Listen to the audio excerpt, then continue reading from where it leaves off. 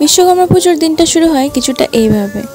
সকালে গিয়ে দেখি আমাদের সব ডেকোরেশন খুলে পড়ে গেছে মাটিতে। সেগুলোকে রিঅ্যারেঞ্জ করার পর শুরু হলো আমাদের ফল কাটার পর্ব। সবাই মিলে করে ফেললাম পুজোর জোগাড়যন্ত্রীটা, তাই চটপট হয়ে গেল সব কাজ আর তাড়াতাড়ি শুরু হয়ে গেছিল পুজো।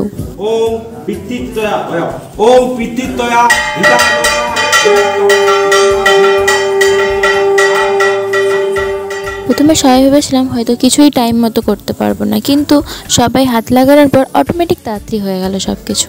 তারপর শুরু হলো যজ্ঞের প্রস্তুতি।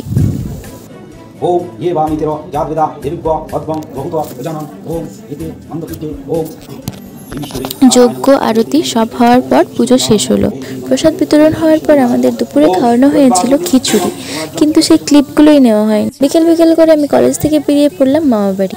আর মামাবাড়ি কেন যাচ্ছি সেটা পরের ব্লগে দেখতে পাবে। ততক্ষণ স্টে টিউন, টাটা।